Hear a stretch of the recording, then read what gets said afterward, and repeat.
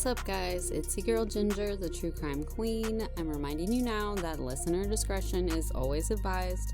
That dark nature of the show is not suitable for young ears or those that are sensitive to graphic material. But without further ado, let's get it.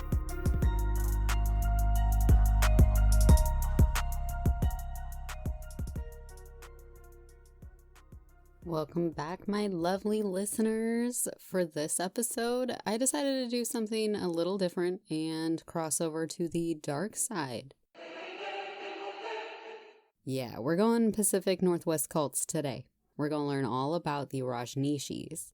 It's a lesser-known cult/movement that took over an entire town in rural Oregon via illegal immigration, wiretapping, and drugged their entire community. They poisoned the neighboring city and later attempted to assassinate the U.S. District Attorney of Oregon. This isn't our average true crime murder story. We're not talking no Lori and Chad Daybell type of cult here, but more like a free-loving hippie sex cult that was ran by some pretty extreme people. It's just downright fucking bananas, honestly, and something you probably didn't know about, and I thought I should share with you. As far as cults go, this group seems to be the least culty cult that I know of. There's no sacrificial bullshit or abuse that I know of, so that's a plus. So let's start with the leader/founder of the Rajneeshi movement.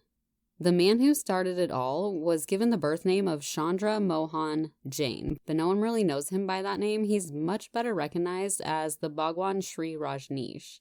And he ends up, again, changing his name later to simply Osho. It's much more likely that you've actually seen one of his Osho quotes written on some chalkboard art at your spiritual auntie's house.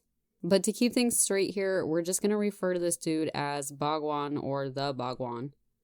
Followers of Bhagwan and his teachings have many different names, though, including the Rajneeshis, the Oshoites, Sannyasins, Orange people. That one makes more sense later.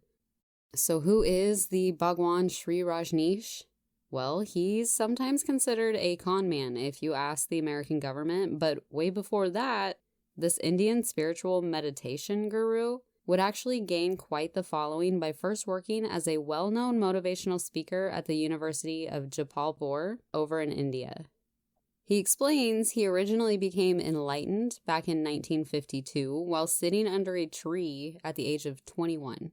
From then, he went on to school, he began touring and lecturing, and in the 1960s, Bhagwan started becoming a pretty well-known figure in India, and his public lectures were beginning to gain lots of attention. He had a tendency to speak pretty critically on aspects of socialism and the teachings of Gandhi, as well as most other mainstream religions at the time. He's basically for less socialism, more capitalism. In his eyes, capitalism will benefit India, not socialism. And this, of course, attracts businessmen.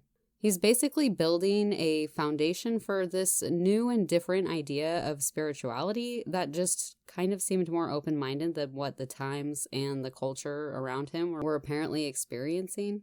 For his own movement, he would preach about the benefits of hundreds of different types of meditation and everyone's personal ability to be their own Buddha, wherein you and everyone else each hold the capacity of total enlightenment. He really didn't believe in being too serious about anything and almost presented himself as like the anti-religion. You can almost physically imagine this guy as like Michael Myers in The Love Guru, but he really doesn't have to try that hard and he's a lot older. By 1966, Bhagwan officially quit his job lecturing and officially became the guru he envisioned himself to be. Now here's one of the hundreds of famous quotes that he has. Be realistic. Plan for a miracle. Yeah, so honestly, it's kind of hard to summarize what this guy's getting at, but this one's a little easier. My meditation is simple. It does not require any complex practices. It is simple. It is singing, it is dancing, it is sitting silently.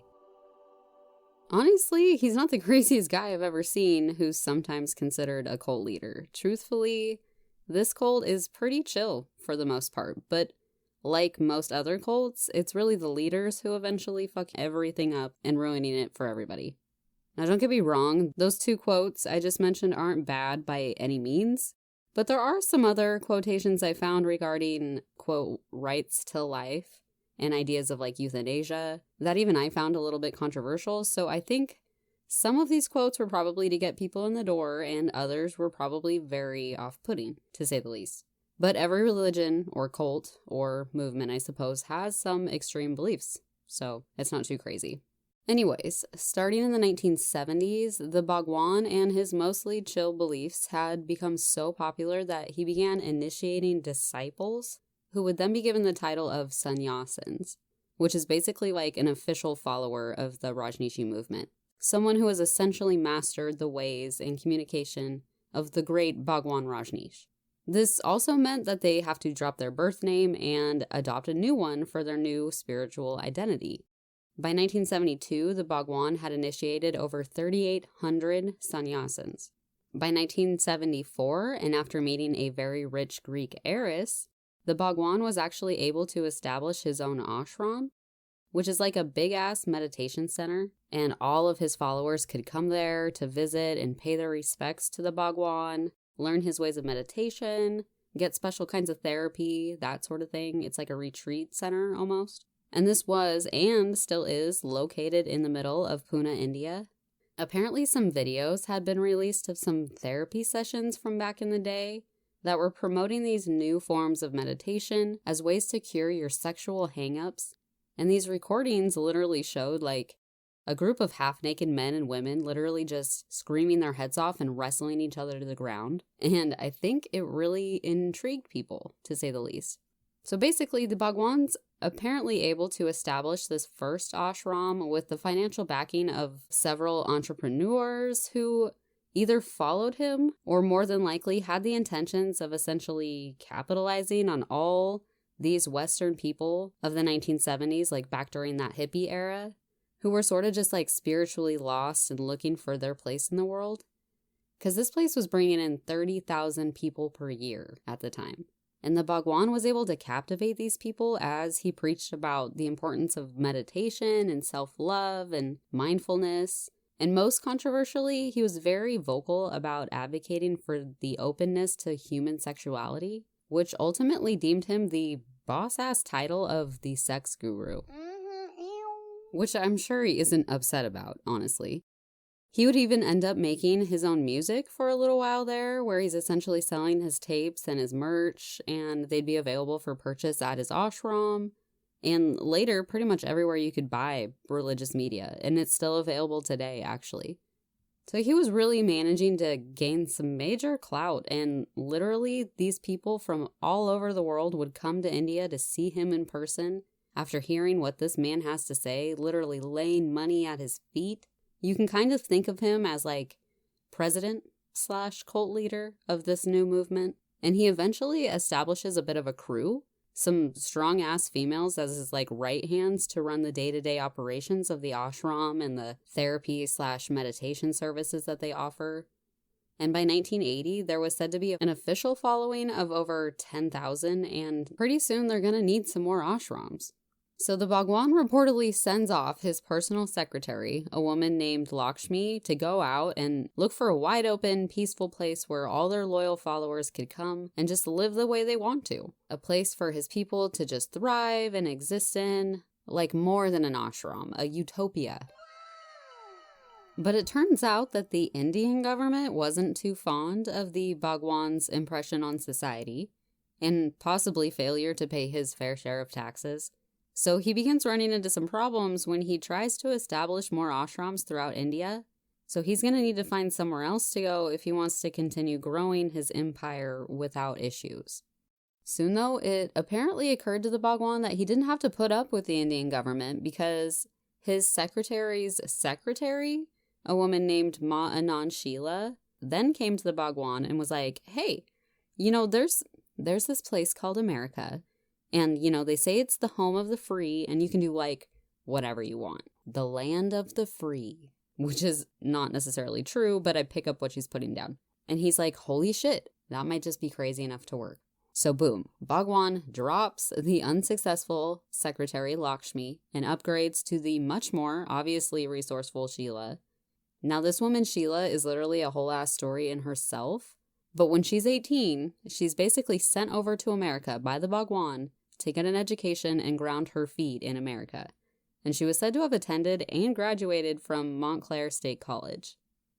While attending school in New Jersey, Sheila meets and ends up marrying a man who loves her, has a fatal disease, and apparently has some shmoney, y'all. This guy ended up dropping literally $5.75 million in 1983 for her to secure this huge-ass plot of land in the middle of fucking nowhere, Oregon, so Sheila could help her leader, the Bhagwan, carry out his vision of letting his followers have a place to call their own. An oasis for Rajneeshees, a literal town for only people who practice this way of life and whoever wants to join them. Despite the Bhagwan's popularity, though, and relatively young age, he was said to have suffered a few different health ailments. In 1981, when he was 50 years old, the Bhagwan was reportedly diagnosed with a prolapsed disc in his back, for which he was able to qualify for a tourist visa to the United States under the presumption of medical issues that needed to be treated. Honestly, I don't even know if that's true or if it was just a ruse to get into America and, sit on his own throne. But this is about the same time that the Bhagwan is said to enter a period of silence. So he would no longer be holding these lectures. He's gained enough clout, he can sort of just relax amongst his riches at this point while his vision starts unfolding. This is pretty much when Sheila, the vice president you could say, became the voice of the community.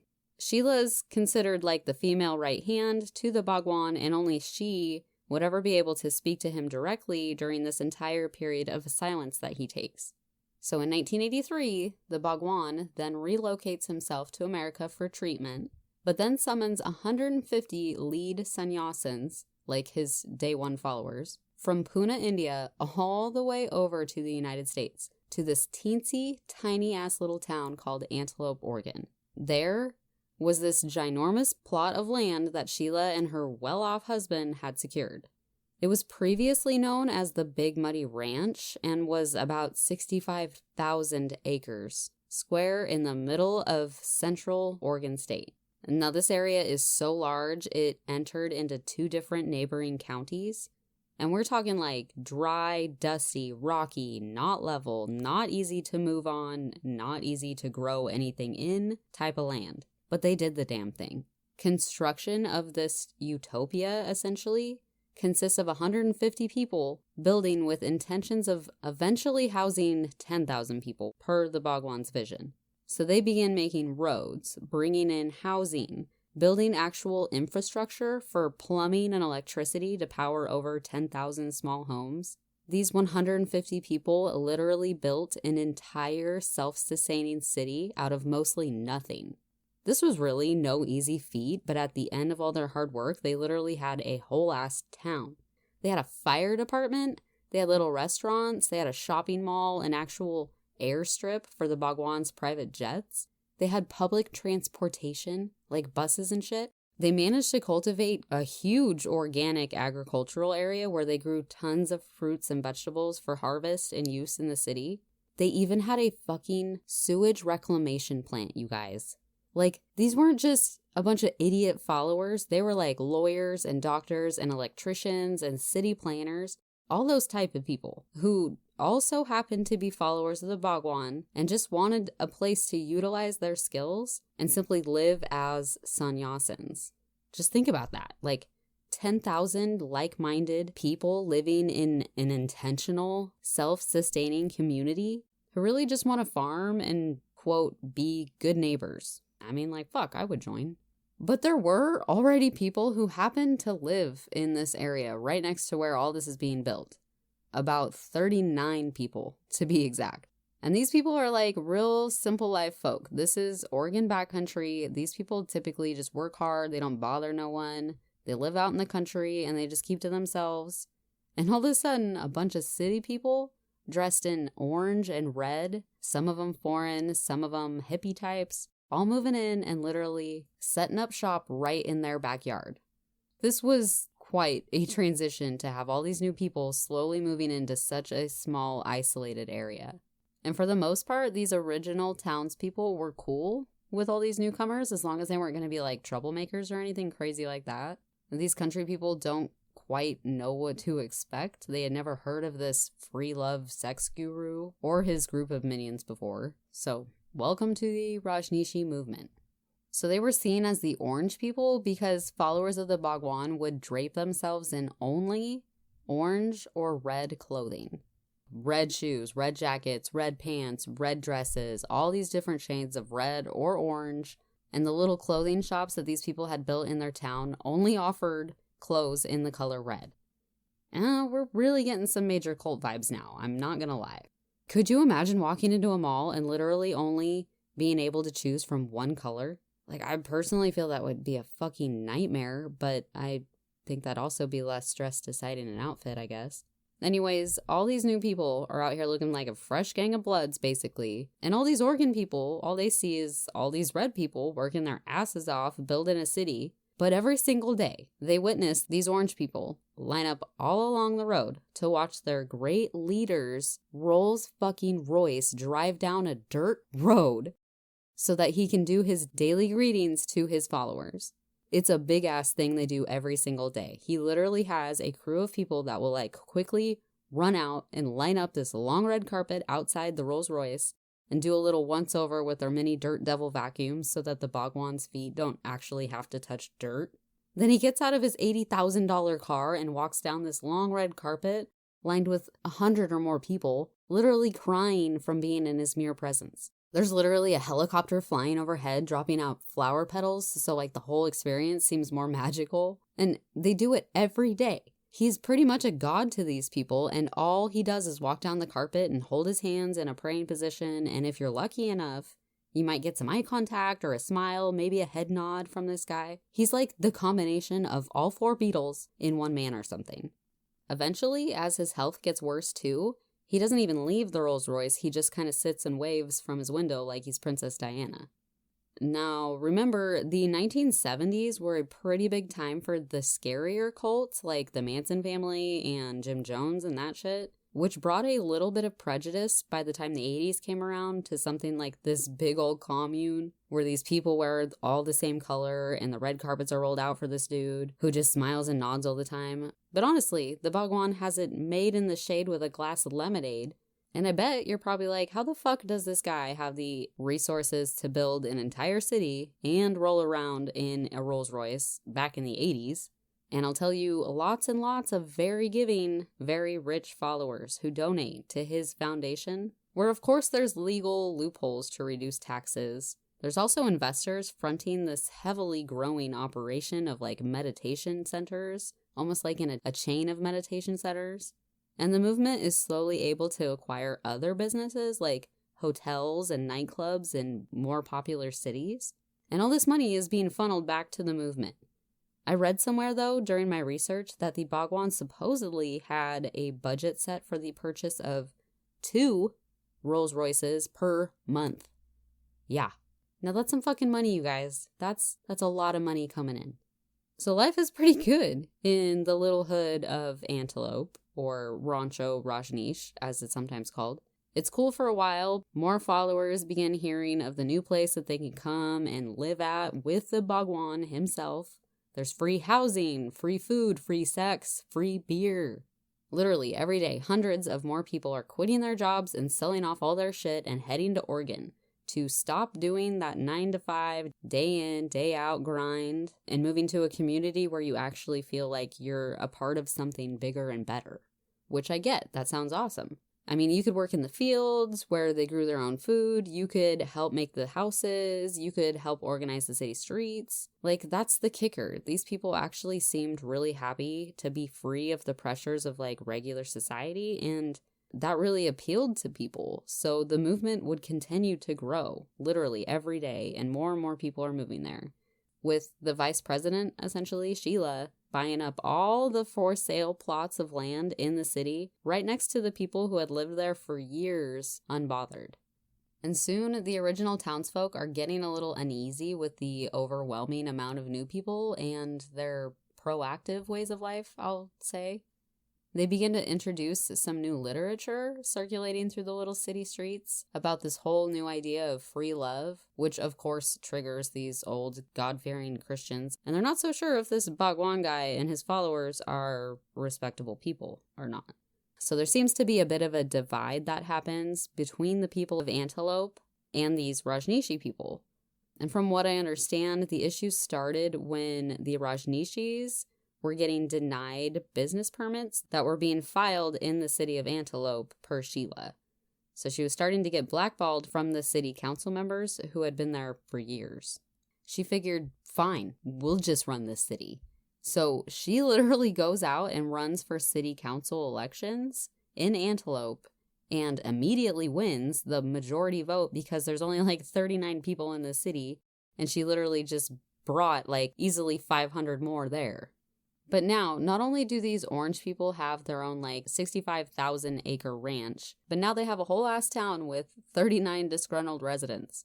And Sheila starts filing paperwork to have the city's name changed from Antelope to Rajneeshpuram.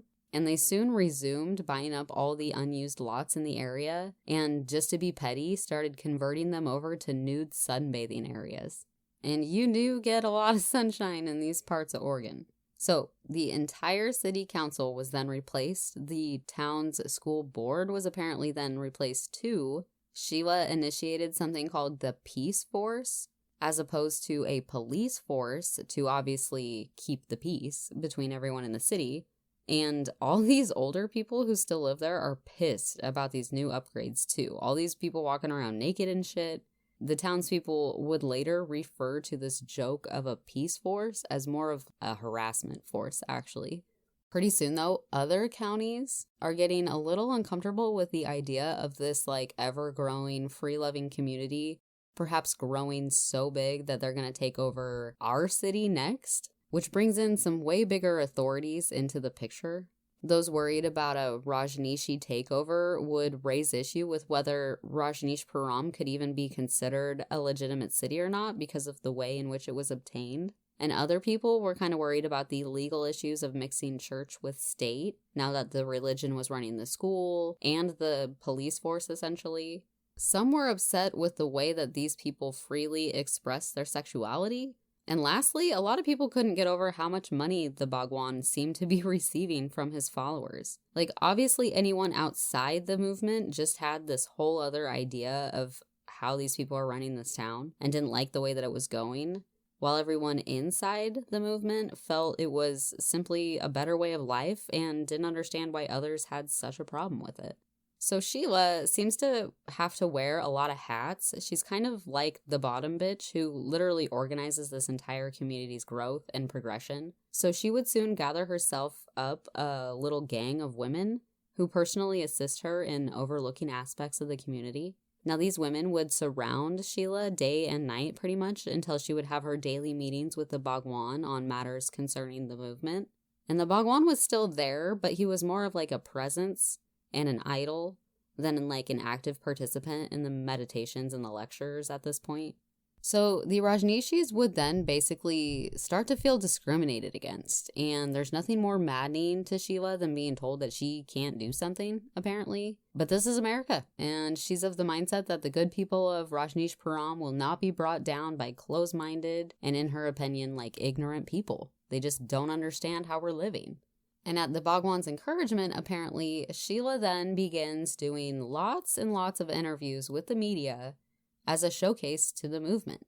She comes off very protective and like quite the spitfire in some of these appearances where her beliefs are more challenged than others. Lots of people wouldn't know really anything about these so-called orange people until they saw Sheila like representing, where she came off like, honestly, a strong, opinionated, badass bitch, really. The way she handled the media is almost enough to appeal to some people to join the movement alone. Listen to the way she speaks about her people and her leader. Like, she is spicy mommy hot tamale. Very beautiful city, a city, one which has never existed on the universe, where people live in harmony, people live in love. Beautiful city, example for the universe. It's a ridiculous comparison. Our way is of living. not of suicide. We are life affirmative, not life negative. 1,000 Friends of Oregon says that their intention is to see this place dismantled. Good, they can come. They're most welcome. I'll be right on the road. They need to drive over me. It's their choice. I will paint their bulldozers with my blood. I'll be proud to be under those bulldozers. You think it'll get to that point? If they're not aware of my determination, I think they're stupid, they're unintelligent. We have never had interest in antelope before and now, except for our survival. We want our city to be developed. And if this city goes, then of course we will have Rajneeshpuram. Either way, we are the winner. Last July, the 40 residents of Antelope learned they were about to acquire some new neighbors, several hundred followers of the spiritual leader, Bhagwan Sri Rajneesh. First, we're going to hear from the Rajneesh Foundation, and it's a fascinating story. Would you welcome its president, Maanand Sheila? Isn't your leader the free sex guru? Free sex, we don't charge for it, if you mean that. Right. We are the only community which has no venereal diseases, no crime, no drugs, no alcoholism. And I'll tell you about one more thing, that we are the only people who enjoy sex fully. Sheila, whatever your plans are, we don't want the Rajneeshees. We don't want the orange people in our town. What can I say? Tough titties. She was off the maps, I tell you. The Bhagwan has from 4 to 13 Rolls Royces. Let me add, it is 17 Rolls Royces. 17? And wonderful. On the second, there will be 20 Rolls Royces. Is your religion any more than a money-making exercise? Our religion is probably the only religion which has synthesized capitalism and religion together. It's a very good marketing exercise, isn't it, for those people who have fallen for it? It's wonderful. It works. Yeah, I know. I've seen the money that's generated. By the way, if you happen to be a Christian, and if you are a Christian, you ought to look at Vatican and its business too. They are very lousy business people too, by the way. By your standards, probably lousy lovers too. Absolutely. They only know missionary position. Well, good luck to anyone else who wants to join your Rajneeshees and pay money to the Bhagwan. And also good luck to Pemberton. Thanks for talking with us. Good luck to you and your pimps. That's the very religious Maanand Sheila. I think most controversially was the movement's openness with sex. Rajneeshi members would apparently wear specifically colored beads to represent their sexual orientation, and everyone wore them openly. The disgruntled locals would claim that despite Sheila's adamancy that there is no sexually transmitted diseases within their community, there actually was some rampant cases of VD in the clap, which of course would whip right through this place the way sex is being promoted. Either way, this community was much more open about sex than most of the surrounding people, which made things a lot more uncomfortable for the nearby outsiders. Especially at night, apparently, when, sounds travel much better over the desert hills, and instead of wolves howling, it's a bunch of hippies moaning from experimenting with their sexuality. So yeah, the Bhagwan would mostly gain the reputation for being super fucking rich because of his ever-growing collection of Rolls Royces. Literally adding one to the collection every month or so. At one point, he literally had 94 fucking Rolls Royces out in the middle of nowhere, Desert Oregon. And for what though? Literally just to drive a different one every day. But really, it's to make the Bhagwan seem special and luxurious. Basically, it's all for show, purposely to catch the eyes of, material-driven people into this lifestyle. Mo rich people, mo money, mo Rolls Royces. People are sad, jealous, and thinking that Rolls Royces don't fit with spirituality. I don't see that there is any contradiction. In fact, sitting in a bullock cart is very difficult to meditate. A Rolls Royce is the best for spiritual growth. Bhagwan Rajneesh. So mainly, Sheila's just talking a bunch of shit until July 29th of 1983, when a small hotel that was owned and operated by the movement over in the popular city of Portland, Oregon, called Hotel Rajneesh, was then reportedly attacked. 3 small bombs were said to be set off in the early morning hours. Only the perp was injured from the blast, apparently losing some fingers in the process. This man was arrested and sent to the Oregon State Penitentiary for 5 years, but Sheila seemed to feel like this hit was a little too close to home. She took it as a personal attack, and then she used this as inspiration for the Rajneeshees to make their next major move, supplying the entire town with semi-automatic guns for their own personal protection. Yeah, not even kidding. So literally now the orange people are walking around like the military pretty much in this like 3 little block town. They even built a shooting range near the ranch where the people of Rajneeshpuram could spend their free time working on their aim, and everyone around could hear the high-powered gun rifle going off all day long. Like just a steady stream message of, you guys fucked with the wrong ones. So fear is obviously growing, and the original people of Antelope are even more scared because the Rajneeshees are literally the equivalent of a street gang, and they aren't exactly on good terms. The animosity would stay high for quite some time, and the people who disliked the movement most started referring to them as the Red Rats, literally like an infestation to the area. About half of the people who had lived in the area for generations finally decided to pick up their shit and get out before things got even worse, while literally others had nowhere else to go and were stuck there to just deal with this growing tension. In 1983, the state of Oregon was even said to file a lawsuit that would seek to revoke Rajneeshpuram from even being considered their own incorporated city.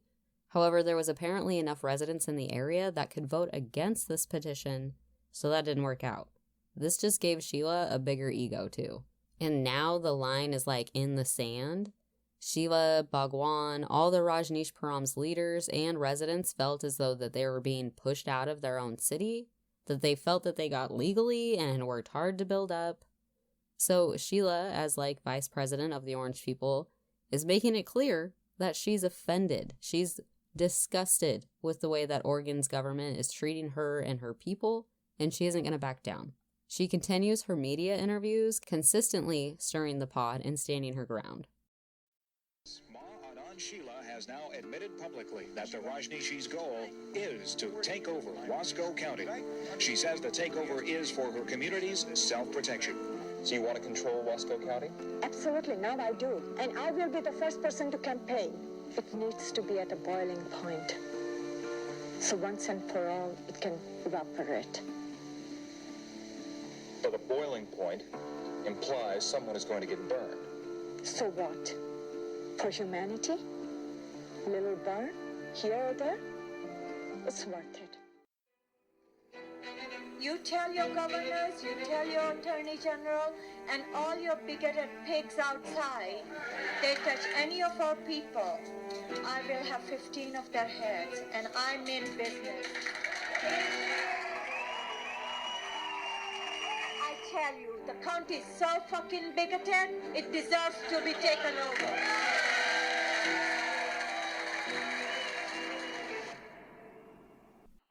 The most fundamental rule of this violent life is all means are good if they fulfill the end.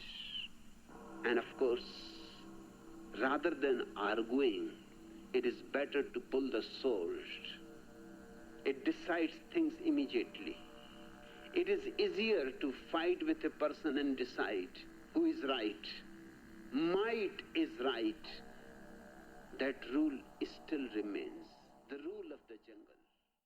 And what we now know is that the Bhagwan and or Sheila were constantly moving like 5 steps ahead of everyone, and they actually had their eyes set on winning the next big county election. They're tired of not having a seat at the table, and they're going to continue building this empire.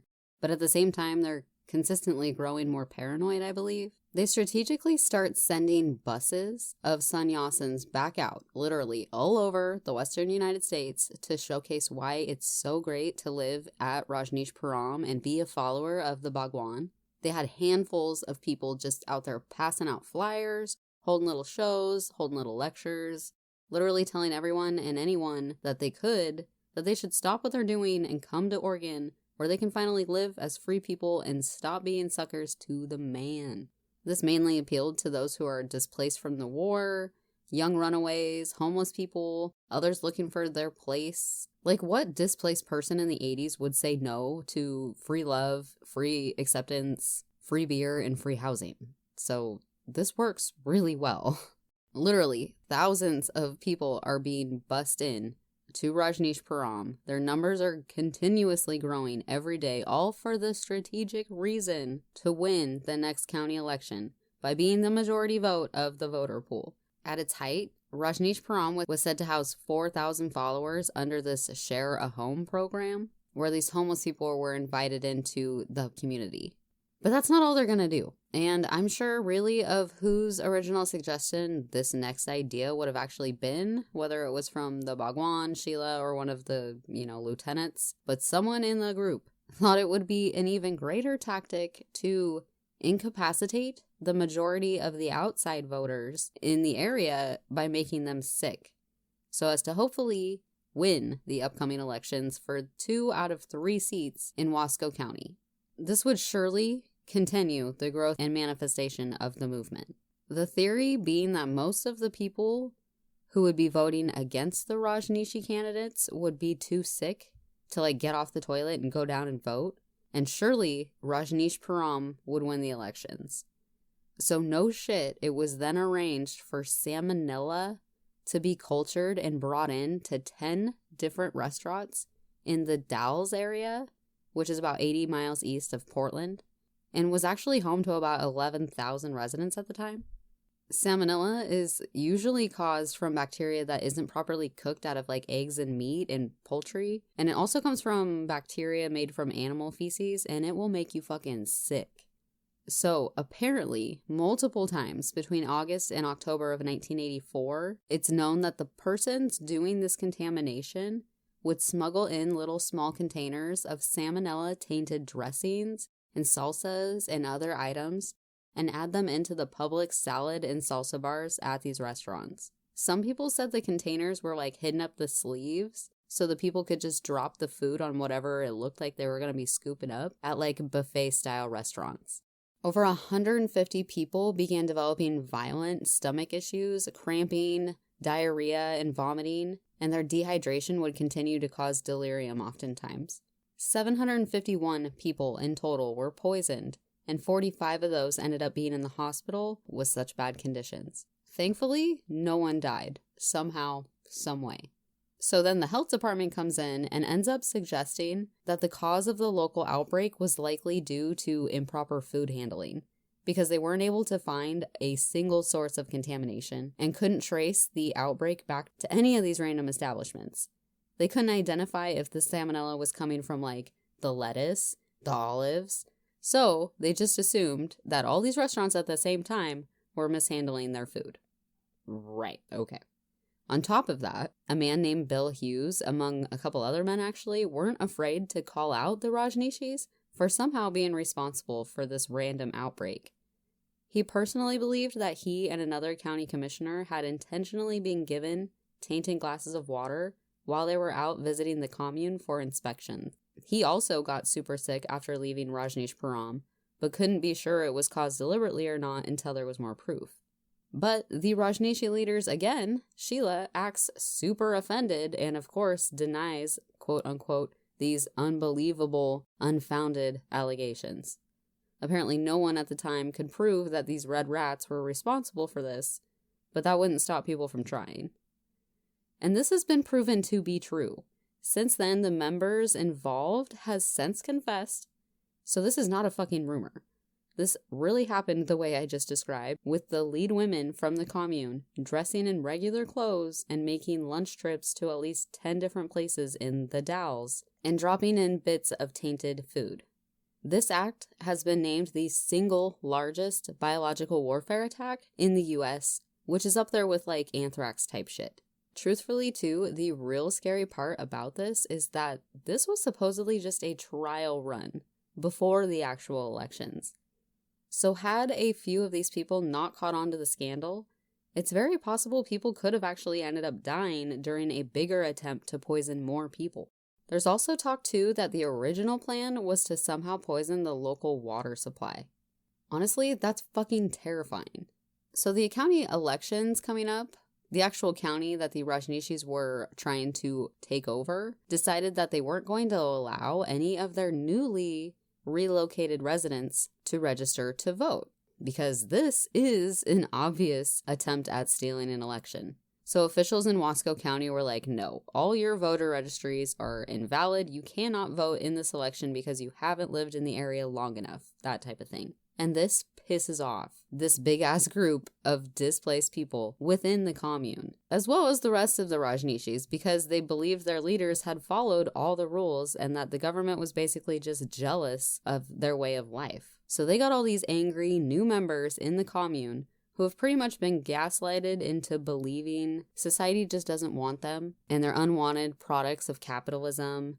And these men are getting like so upset. They're starting fights with other members. They're starting to like wreck shit. They're literally starting a riot at the community because they're so mad about this.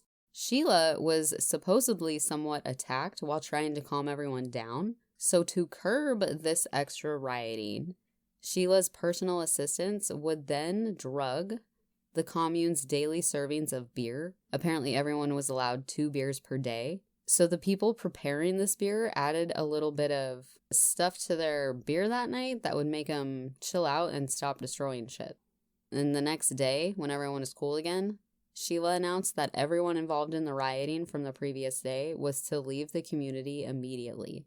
Because all this drama is going on in the community, the Wasco County elections would end up actually having the biggest voter turnout in the county. And I don't know if the Rajneeshee candidates ended up withdrawing from the election or if they just straight up lost. But either way, Sheila is really mad that this whole plan didn't work out.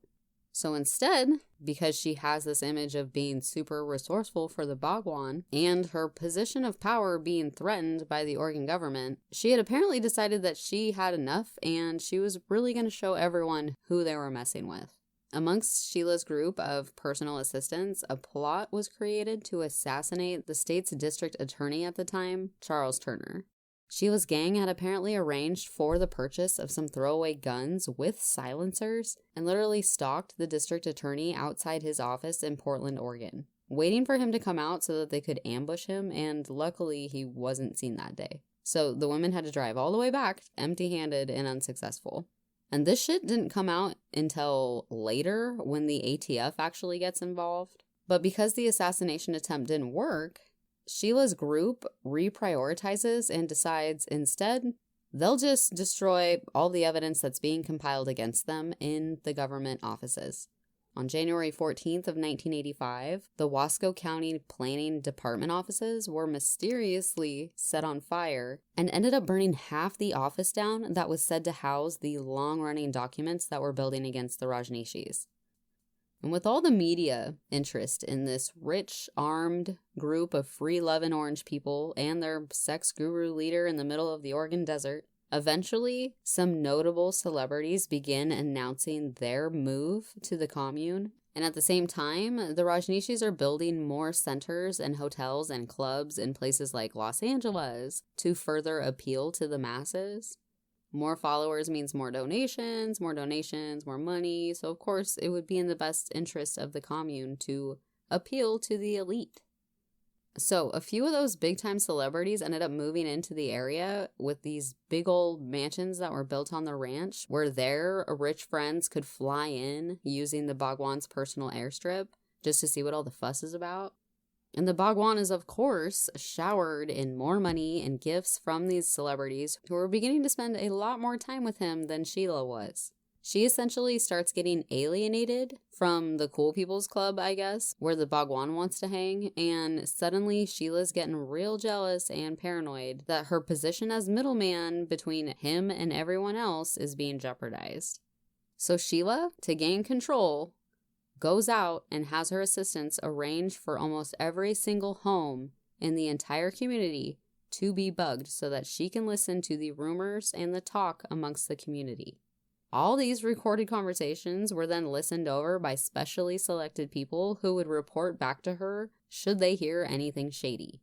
And Sheila also instructed the Peace Force to observe and record all visitor license plates coming through the city, which was mainly just those, 15 people or so now, who still lived there and were still feeling harassed by the Rajneeshees.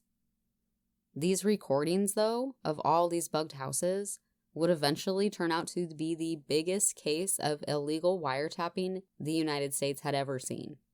And through these recordings, Sheila apparently learns that the Bhagwan is planning his own medically induced suicide, which is like the last thing she and the rest of his followers want.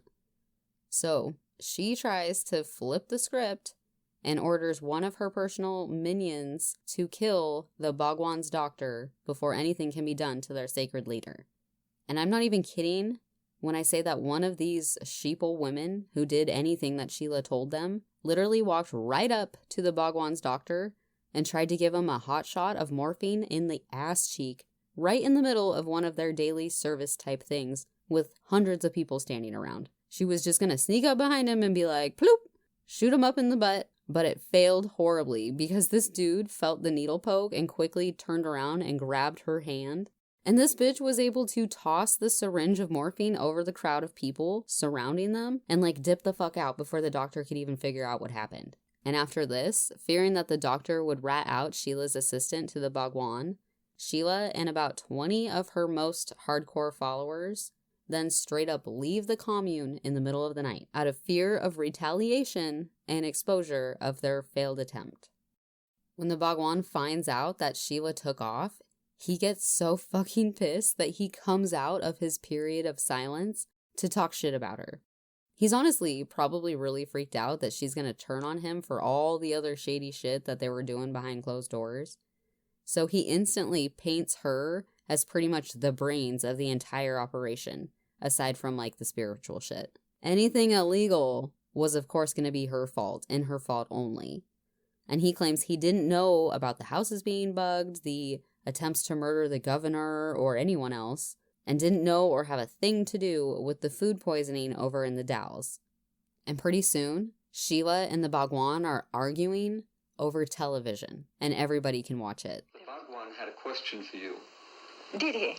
He said, somewhere here in Switzerland, tucked away in some bank accounts, he has lost over $40 million American. He doesn't know how to count money. You're not telling me you're penniless? Absolutely. When I left the ranch, I left with less than $10 in my pocket. Meanwhile, back at Rancho Rajneesh, the Bhagwan, that most enlightened man, seems to have been caught with his doty down. With all of that enlightenment, how could he miss Sheila's shenanigans? Enlightenment simply means I know myself. It does not mean that I know that my room is bugged. Enlightenment and bugging has no relationship. Would you like to have a look at what she has to say to you? I know her mind. Bhagwan, it's time that you let people know who you are, the way I have come to know you, which is that on one hand you're a genius and a beautiful man, and on the other hand, you really exploit people by using their human frailty and emotions. She is drugged. She is on hard drugs. He says you tried to poison his doctor, his dentist, his caretaker, that one of your assistants jabbed his doctor in the butt with a poison needle. That's very nice. Did she do a good job? The doctor apparently is still alive. Then obviously she didn't do a good job. And I guarantee if she was my assistant, she would have done a good job. Why is Bhagwan so bug-eyed? Was he a drug user behind those closed doors? He did use quite a lot of medicines. For instance, Bhagwan was taking 60 milligrams, not 16, 60 milligrams of Valiums a day. I also know that he was not afraid or hesitant of trying any drug that relieved him from pain or relieved him from, or offered him a good sleep. And can you see in my eyes that they are drugged? Are you? An honest answer? Yeah. I often wondered what was in your eyes. Yeah, in my eyes there is something, but it is not drugs. It can drug you. You make him sound like a spoiled little boy, not a holy man. He is a spoiled little boy. And it has nothing to do with being a holy man. I never did go to him because he was a holy man. I went to him because he was a man of my eyes. Love affair never ends. It can turn into a hate affair. She did not prove to be a woman. She proved to be a perfect bitch. I love bitches. Many of them. The Bhagwan, who may be watching, says that if you ever meet again, you'll throw yourself at his feet and beg for mercy. Would he wish? That's his dream again. Not true, Bhagwan. No. One thing I have is my dignity. And that was a problem for you. You know it too. She has no dignity. All dignity that she thinks she has was given by me. She was just a hotel waitress. And I made her almost a queen. I have never made love to her. That much is certain. Perhaps that is the jealousy. She always wanted, but I have made it a point never make love to a secretary.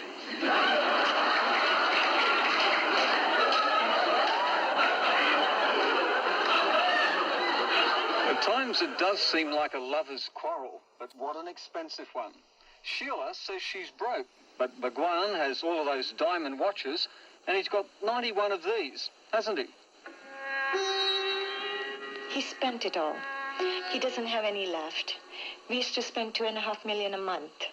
Out of it, $250,000 for sure for Bhagwan a month. He spent $250,000 a month? For sure. And it was just a pain in the neck. And the last thing, because the truckers didn't want to deliver the Rolls Royces down at the ranch because of the road. Then, just to pick up Rolls Royces, I was supposed to buy $250,000 truck to pick up the Rolls Royces. You said also that the Bhagwan was really not the slightest bit interested in enlightenment, so it was a con. Absolutely. You, as the queen, presided over an empire built on a gigantic con. Yes, I did preside over it. Anybody who cannot experience it, it will look like a con. But look around my people, and you will not find more rejoicing people anywhere. Rejoicing even as they hand over their millions? Yes, still rejoicing. I sell contentment. I sell enlightenment. Sila could not get it because she has a very third-rate mind. You were quite a good con team, you and the Bhagwan. I wouldn't say con team. We were a good team. He had the dream, the vision, and I had the ability to put it in practice from practical point to realize it. She is just going more and more insane before she goes to imprisonment. You just wait. Either she will kill herself out of the very burden of all the crimes that she has done, or she will have to suffer her whole life in imprisonment. What's going to happen to your holy man? Bhagwan had always told me that when things get too difficult for him, he will sit in his chair, take an injection, and disappear. Also, to fund Sheila's little group, she actually did a full-page spread with nude pictures to sell her side of the story so her and her 20 followers could continue feeding themselves and stay hidden away from the Bhagwan, who they believed had the resources to have them killed if he so wished. And we all just heard him say what he just said.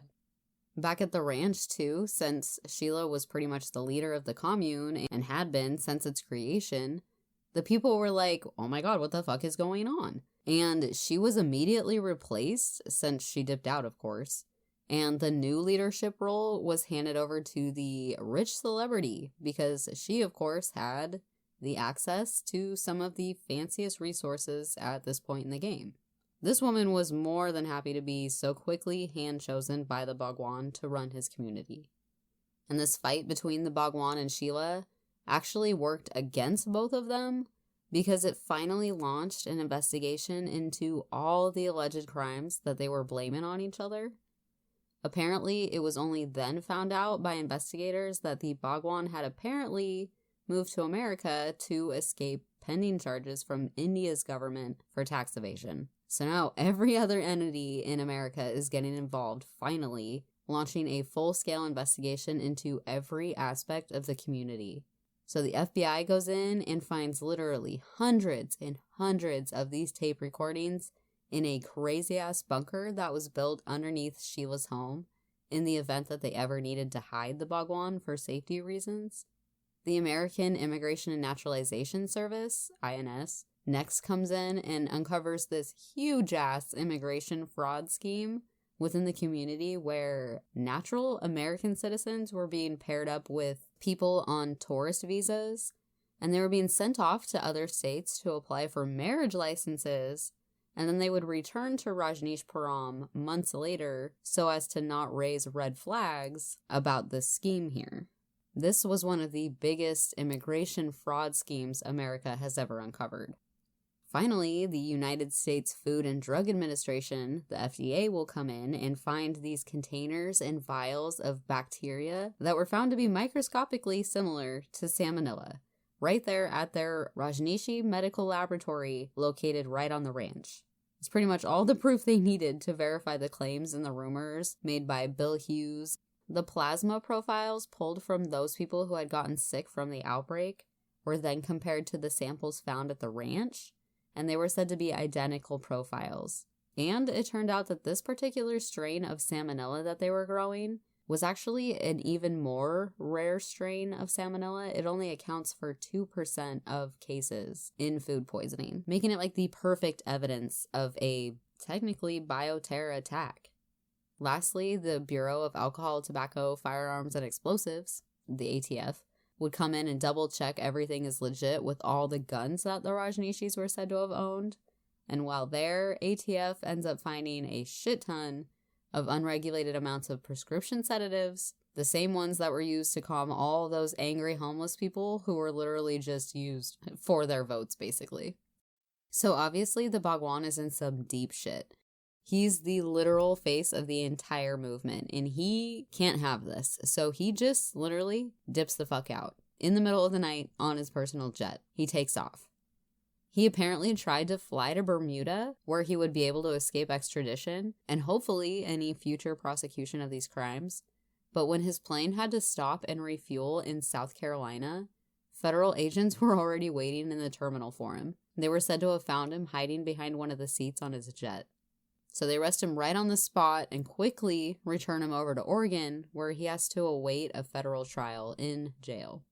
Seeing their leader behind bars and in handcuffs was really, really upsetting to his followers who didn't quite understand what was going on just yet. All they saw was their frail, old, sick guru being further chastised by the man.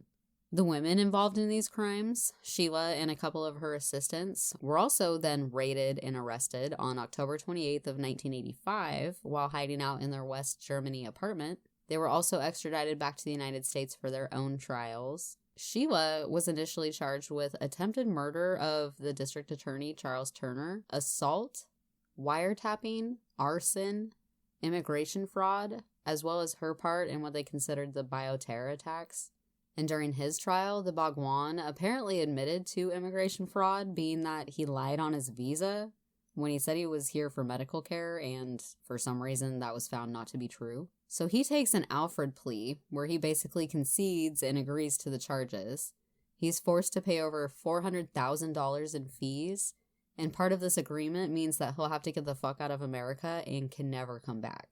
And I don't believe he was ever really charged specifically with anything to do with the poisoning of 751 people. I believe that was said to be more of a side gig by Sheila and her gang. So the people of Oregon and the media who had grown disgusted with the movement were literally dancing in the streets. They were selling t-shirts and shit. And Johnny Carson and his entire audience is singing Bye Bye Bhagwan on like the late night television shows. They're so happy to get this guy out of America. So Bhagwan returns to his original, still operating ashram in Pune and basically does a revamp of the whole entire movement. He announces that members are now allowed to wear whatever color they want, and the old book regarding Rajneeshi ways are said to be burned away, along with that nasty Sheila's old red robes, to signify basically the death of the whole experience, I guess, and the birth of a new one. At this point, the community in Oregon pretty much starts dying out, and the people that were left there had to slowly move out as they realize it's really no longer a place that they can call their own anymore, and their leaders aren't going to come back. In 1985, the land was put up for sale for $28 million and would later be sold at a sheriff's auction for just $4.5 million. All that's left now is the airport landing strip and some cement slabs where Sheila and some of the celebrity homes once stood. Sheila and an assistant or two of hers would also end up taking Alfred pleas too. Sheila technically ended up serving 29 months. That's only 2.5 years before being paroled for good behavior after admitting to the intentional salmonella poisoning on 751 innocent people. I don't feel like that was enough time, but upon her release, her green card was also revoked and she's never allowed to return to the United States ever again either. And Sheila is actually still alive, and I believe she lives in Switzerland, where she runs a nice little care home for the mentally disabled. By 1987, Bhagwan's health would begin fading at a much faster rate, apparently.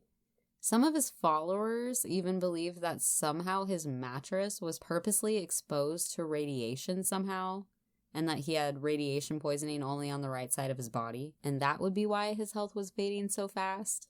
I mean, that sounds more like a stroke to me, but I'm not a doctor, nor a follower, so I really don't know. The Bhagwan had apparently alleged himself that he had been poisoned while stuck in American prison. In January of 1989, the Bhagwan would officially pull a J-Lo and change his name from Bhagwan Rajneesh to simply Osho, and eventually Osho, as he would forever be known as now, does end up passing away on January 19th of 1990. This hit his community of followers pretty hard. His official cause of death was ruled to be heart failure.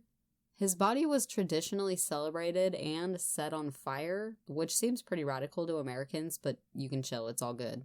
That's the norm in this situation, and his ashes were then placed in a specially built room in the ashram that still operates today.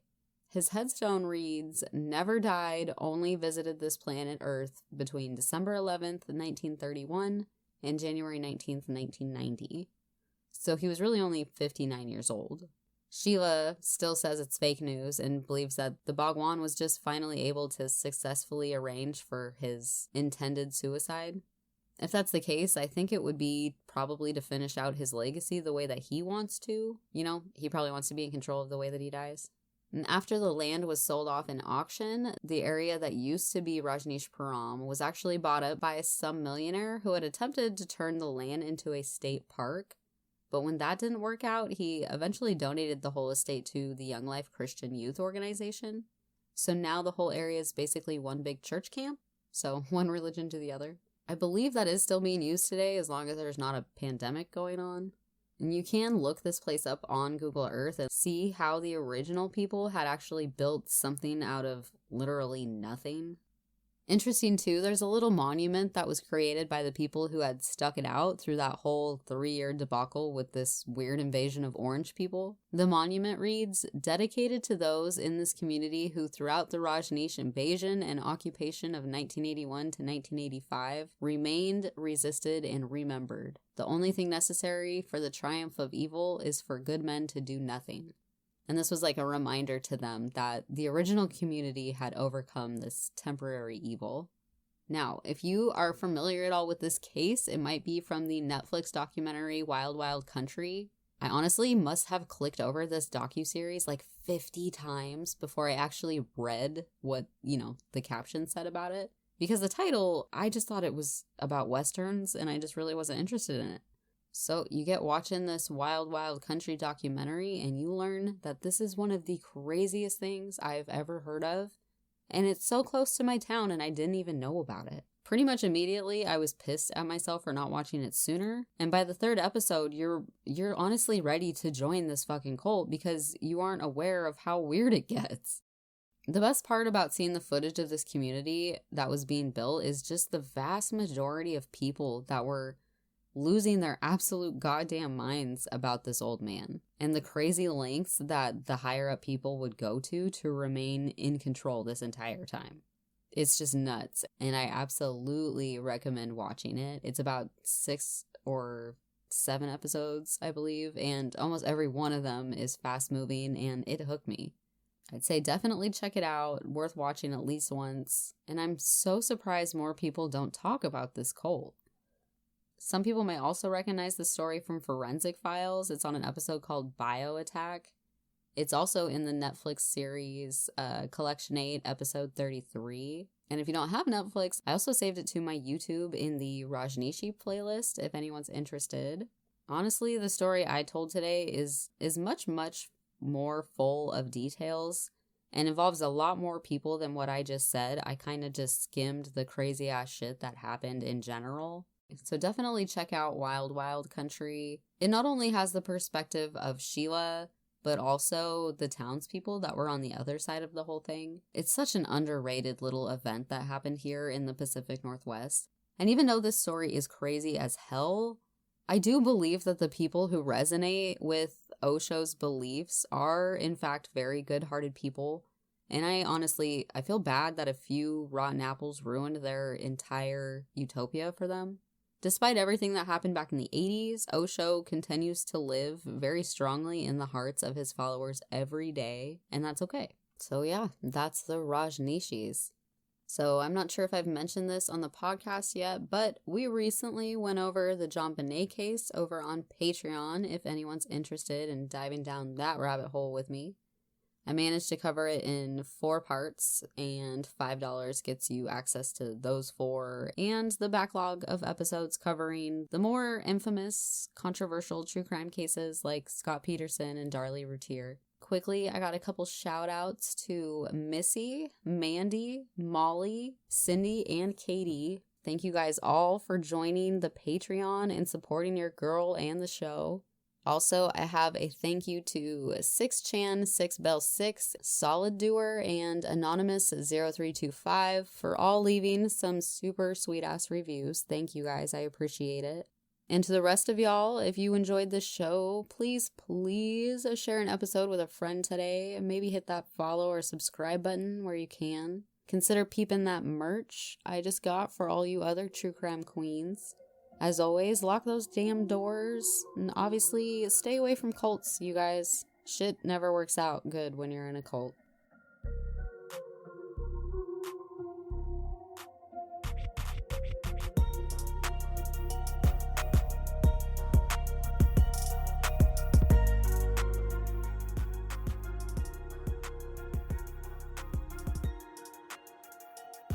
And that was the tea. I hope you enjoyed my rendition of the story, and if so, please tell all your creepy ass friends about it. You can find the sources I used for the episode in its description. You can find me slinging those memes on Instagram at True Crime Queen. If you'd like to support the podcast, check out patreon.com/GingerTheTrueCrimeQueen. All right, you guys, bye.